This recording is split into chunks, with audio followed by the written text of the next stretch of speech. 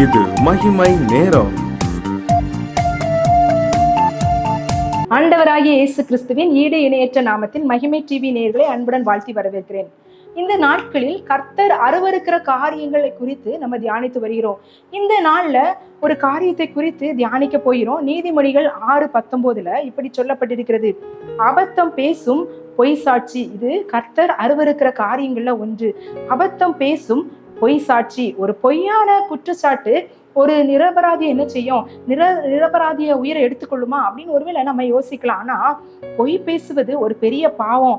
ஆனா தீய நோக்கத்துடன் ஒரு பொய் சாட்சியை நம்ம சொல்றோம் அப்படின்னா அதை ஆண்டவர் அருவருக்கிறதாய் காணப்படுகிறது. நம்முடைய அப்படிப்பட்டதான பொய்யான சாட்சியை நம்ம சொல்லக்கூடாது அப்படின்னு சொல்லி ஆண்டவர் இந்த நாள்ல நம்மோடு பேசுகிறாரு. அநேக நேரத்துல நாம் ஏற்கனவே நம்ம பார்த்தோம், பொய் நாவை குறித்து பார்த்தோம். இந்த நாள்ல பொய் சாட்சி குறித்து பார்க்கிறோம். அப்போ ஒன்றுக்கொன்று அது பிணைந்து காணப்படுகிறது. நாம் பொய் பேசுகிறவர்களாய் நம்ம காணப்பட்டோம் அப்படின்னா, ஒருத்தவங்க இந்த காரியத்தை நீ இது எனக்காக இப்படி சொல்லிரு அப்படின்னு சொன்னா நாம் அதை சொல்லுகிறவர்களாக நம்ம காணப்படுகிறோம். ஏன் அப்படின்னா இந்த பொய் நம்மோடு கலந்ததாய் காணப்படுகிறது. அது ஒரு தவறான காரியம், அது ஒரு பெரிய விஷயம் அப்படின்னு அதை பாவம் என்று எடுத்துக்கொள்ளாமல் அதை அலட்சியப்படுத்துகிறவர்களாய் காணப்படணும். இதனால என்ன அப்படின்னு சொல்லி பாவம் அப்படின்னு நம்ம யோசிக்காதவர்களாய் காணப்படுகிறதுனால பொய் சாட்சி சொல்லுகிறவர்களாய் காணப்படுகிறோம். ஒரு சின்ன காரியம் ஏதாவது நடந்துட்டு அதுல நியாயம் யார் பக்கம் அப்படின்றது நமக்கு தெரியும். ஆனா நமக்கு வேண்டியவர்கள், நம்முடைய உறவினர்கள், இல்ல நம்முடைய பிள்ளைகள், நம்முடைய ஃப்ரெண்ட்ஸ், அவங்களுக்குலாம் ஒரு காரியத்தை நம்ம அவங்க தப்பு செஞ்சிருக்காங்கன்னு தெரிஞ்சா கூட இல்ல அப்படின்னு நம்ம மறுத்து சொல்லும் போது குற்றம் இல்லாதவர்கள் என்ன செய்யறாங்க? அவமானப்படுகிறவர்களாய் காணப்படுகிறாங்க. அவர்களுடைய அந்த கான்சிக்வன்ஸை அவங்க ஃபேஸ் பண்றவங்களா காணப்படுறாங்க. அவங்க அந்த தவறை செய்யாமலே அவங்க அந்த தண்டனையை பெறுகிறதுனால அதற்குரிய பிரதிபலனை ஆண்டவர் நம்முடைய கையில கொடுப்பார்.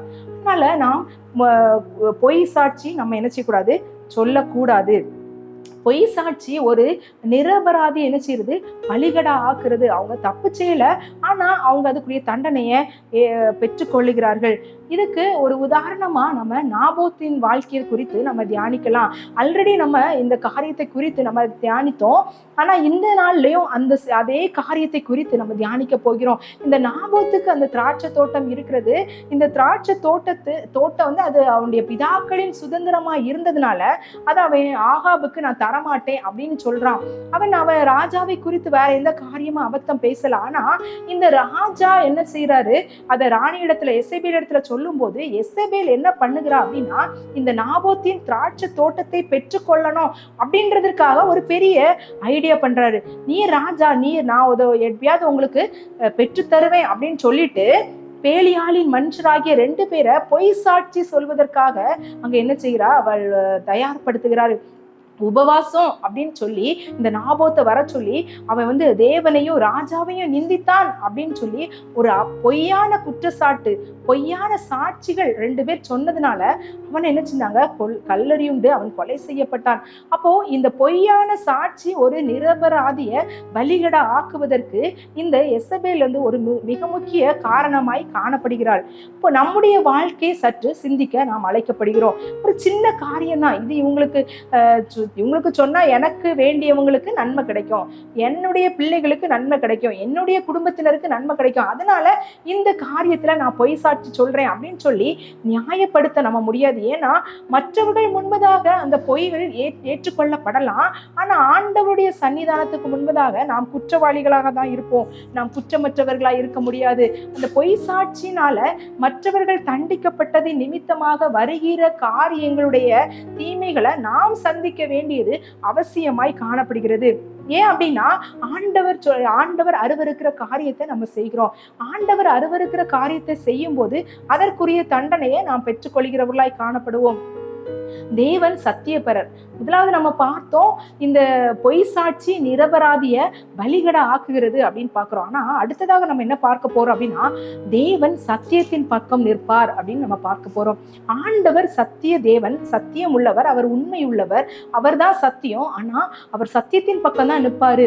இந்த பொய்யான குற்றச்சாட்டுகளை உடைய பொய் சாட்சி சொல்லுகிறவங்க பக்கம் ஆண்டவர் நிற்க மாட்டார். ஒருவேளை வெளி வேஷத்துக்கு இந்த உலக பிரகாரமான காரியத்துல குற்றவாளிகளை போல நாம் நியாயம் தீர்க்கப்பட்டாலும் ஆண்டவர் நம் பக்கம் இருப்பார் அப்படின்றதுல எந்த விதமான சந்தேகம் இல்லை. இதனால எலியா தீர்க்கதரிசி அனுப்புறாரு. நாபோத்துடைய இரத்தப்பழிய ஆகாபிடத்திலும் எசபேல் இடத்திலும் ஆண்டவர் வாங்கினார் அப்படின்றத நம்ம பார்க்கிறோம். ஒருவேளை அந்த சூழ்நிலையில நம்ம பார்த்தோம் அப்படின்னா இவங்க பொய் சொல்றாங்க. என்ன சொல்றாங்க? தேவனையும் ராஜாவையும் நிந்தித்தான் அப்படின்னு சொல்லி பொய் சொல்லி நாபோத்தை கொலை செஞ்சாங்க. ஒரு நம்ம இந்த சூழ்நிலையை நம்ம யோசித்து பார்க்கும்போது அவனுடைய உயிரே போயிட்டே, இதுல ஆண்டவர் என்ன நியாயம் செய்தார் அப்படின்னு நம்ம ஒருவேளை சிந்திக்கலாம். பொய் தற்காலிகமாக ஒருவேளை தோற்று போனதாய் காணப்படலாம். ஆனா சத்தியம் என்றைக்கும் ஜெயிக்கிறதாய் காணப்படும். உண்மை என்றைக்கும் ஜெயிக்கிறதாய் காணப்படும். சில நேரங்கள்ல பொய்யான காரியங்களை அவதூறாய் பரப்பும் போது உடைந்து போன சில உள்ளங்களை குறித்து ஆண்டவர் என்ன சொல்றாரு அப்படின்னா, அந்த காரியங்கள் எல்லாம் அமைதியா ஆண்டவருடைய சமூகத்துல வைக்கும் போது கரெக்டான நேரத்துல ஆண்டவர் உண்மையை வெளிக்கொண்டு வருவார். உண்மையை வெளிக்கொண்டு வருகிற நேரத்துல உங்கள் பக்கம் ஆண்டவர் நிற்கிறார். நீங்க மேல போய் இருந்திருப்பீங்க, இந்த காரியம் எல்லாம் எப்படி நடக்குது அப்படின்னு கூட நீங்க யோசித்து பார்க்க மாட்டீங்க. இந்த வாழ்க்கையில ஒருவேளை இப்படி காணப்படுகிறதே அப்படின்னு இந்த நாபோத்துடைய வாழ்க்கையில அழிந்து போனான் அப்படின்னு பார்த்தாலும் இந்த ஆகாபுக்கு கிடைக்க வேண்டிய தண்டனை கிடைக்கப்பட்டது. அதே போல நம்முடைய வாழ்க்கையில பொய் சாட்சிகள், நமக்கு விரோதமான நிந்தனையான காரியங்கள், பொய்யான காரியங்களை பரப்புறாங்க அப்படின்னா நமக்கு கவலைப்பட வேண்டிய அவசியம் இல்லை. ஆண்டவர் நம்முடைய பக்கத்துல இருக்கிறாரு. ஏற்ற வேளையில அவர் நம்மை ஜெயவானாய் நம்மளை மாற்றுவார். ஏமி கார்மிகேல் இந்தியாவுக்கு வந்தாங்க. டோனா ஊர்ல தான் அவங்க ஊழியத்தை நிறைவேற்றினாங்க. சில குழந்தைகளை அவங்க தவறான பழக்கத்துக்கு ஈடுபடுத்துறாங்க அப்படின்னு தெரிந்ததுனால அவங்கள மீட்டு காப்பகத்துல வச்சு அவங்கள பராமரிக்கிறாங்க. இந்த சூழ்நிலைகளை அநேக பேர் என்ன செய்யறாங்க? அவங்களுக்கு மேல அவதூறான காரியங்களை, பொய்யான குற்றச்சாட்டுகளை சுமத்துறாங்க. ஆனா அவங்க அதை குறித்து கவலை அற்றவர்களாய் ஆண்டவர் அவர்களுக்கு கொடுத்த பணியை நிறைவேற்றணும் அப்படின்றதுல முழுமூச்சா ஈடுபட்டதுனால இன்றளவும் அவங்களுடைய பெயர் என்ன செய்கிறது? பேசப்படுகிறது. ஆனா அவங்களை குறித்து அவதூறாய் அவங்களை குறித்து பொய்யான தகவல்களை பரப்புனவங்க அவங்களுடைய பேர் என்ன செய்யல, இப்ப பேசப்படலை. அதே மாதிரிதான் நம்முடைய வாழ்க்கையிலும் ஆண்டவர் நமக்கு விரோதமா யாராவது பொய் சாட்சி சொல்றாங்க அப்படின்னு சொன்னீங்கன்னா கவலைப்படாதீங்க. ஆண்டவர் ஏற்ற வேளையில நம்மை உயர்த்துகிற தேவனா இருக்கிறார். ஒருவேளை இந்த நாள்ல நான் பொய் சொல்லுகிறவராய், பொய் சாட்சி சொல்லுகிறவனா இருக்கிறேனா அப்படின்னு சிந்திக்க அழைக்கப்படுகிறேன். நான் நாபோத்தாய் காணப்படுகிறேனா? எனக்கு விரோதமாய் குற்றம் சாட்டப்பட்டதா? எனக்கு விரோதமாய் பழி சாட்டப்பட்டதா? அதன் மூலமா எனக்கு தண்டனை வந்ததா அப்படின்னு ஒருவேளை நீங்க இருக்கீங்களா? உங்கள் பக்கம் ஆண்டவர் இருக்கிறாரு.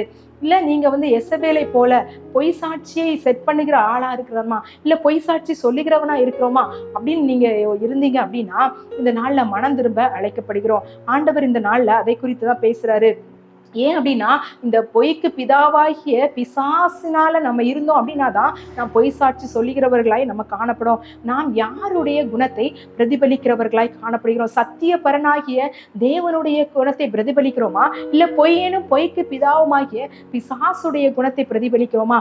ஆண்டவர் அருவருக்கிற அந்த பொய் சாட்சி நம்மிடம் காணப்படுகிறதா அப்படின்னு சற்று சிந்திக்க அழைக்கப்படுகிறோம். இந்த நாள்ல நாம் ஆண்டவருடைய சமூகத்துல சற்று நேரம் சிந்தித்து அவருடைய இரக்கத்துக்காக நம்ம கெஞ்சி அவர் வெறுக்கிற காரியங்களை நம்ம விட்டு எடுத்து போடும்படியாக நம்ம ஜெபிக்கலாம். எங்களை அதிகமாய் நேசிக்கிறீங்களா அன்பின் கர்த்தாவே, இந்த நாளுக்காக நமக்கு நன்றி செலுத்துறோம். இந்த நாள்ல ஆண்டவரே பொய் சாட்சி சொல்லுகிறவர்களா இருக்கிறோமா, அபத்தம் பேசும் பொய் சாட்சி உடையவர்களா இருக்கிறோமா அப்படின்னு சிந்திக்க எங்களுக்கு நீர் கிருபை பாராட்டினதற்காக நமக்கு ஸ்தோத்திரம். எங்களுடைய வாழ்க்கையில காணப்படுகிறதான பொய் நாவை எங்களிடத்துல இருந்து எடுத்து போடுங்க. எந்த சூழ்நிலையிலும் நாங்க பொய் பேசுகிறவர்களாய், பொய் சாட்சி சொல்லுகிறவர்களாய் இல்லாதபடி எங்களை பரிசுத்தப்படுத்துங்க. எங்களுடைய பரிசுத்த நாவை ஆண்டவரே எங்களுக்கு தாங்க. ஆண்டவரே இசப்பா, துதித்தலும் சபித்தலும் ஒரே வாயிலிருந்து புறப்படலாகாது என்று வசனம் சொல்கிறது. எங்களுடைய வாயினால நாங்க உண்மை ஆண்டவரே துதிக்கிறோம், உண்மை மகிமைப்படுத்துகிறோம். இதே வாயினால பிசாசுடைய குணத்தை பிரதிபலிக்காதபடி ஆண்டவரே உம்முடைய ஆளுகைக்குள்ள எங்களை ஒப்புக் கொடுக்கிறோம். ஆண்டவரே இந்த நாட்கள்ல இன்னும் அதிகமாய் உம்முடைய சமூகத்துல நாங்கள் கிட்டி சேருகிறவர்களாக வாழவும், பரலோகத்துக்குரியவர்களாக வாழவும், உம்முடைய பிள்ளைகளாக நாங்கள் இந்த உலகத்துல பிரதிபலிக்கவும் எங்களுக்கு உதவி செய்யுங்க. எங்களை தாழ்த்துகிறோம், வெறுமையாக்குறோம். நீர் பெருக, நாங்கள் சிறுக. இயேசுவின் மூலம் ஜெபிக்கிற நல்ல பிதாவே, ஆமென். கர்த்தர் தாமே உங்கள் அனைவரையும் ஆசீர்வதிப்பாராக.